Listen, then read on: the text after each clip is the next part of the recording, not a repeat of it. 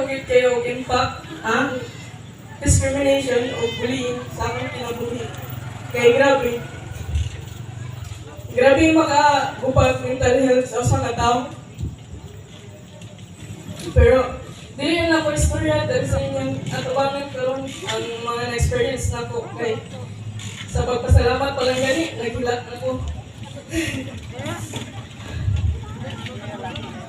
Pero, gawas sa mga na-experience na ko about sa discrimination o bullying, mas na-involve akong kaugalingon into stronger and mas better version sa akong self. Dili lang kung sa akong kaugalingon, but also sa help sa ubang tao, gagalap sa ako. And also, I just want to promote human rights for LGBTQ members or individuals.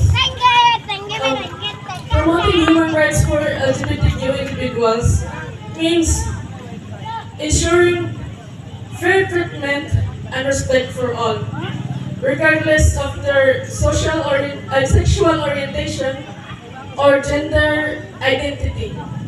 It involves raising awareness of LGBTQ challenges, advocating for fair policies, and creating a safe space for acceptance.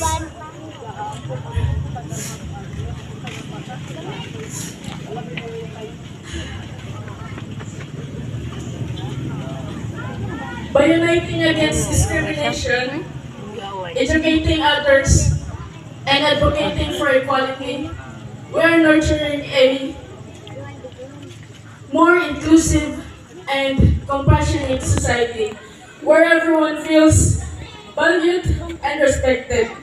And also, gusto na ko i-inspire ang tanan mga klasita diya nga ayaw mong kahadlok or kaulaw o gawas sa inyong mga shell. Let the world know who you are and babae man siya. Ayan, lalaki siya. let the world know who you are o kung saan yun na-address sa inyo ha. Kayo lang kuya, you only live once.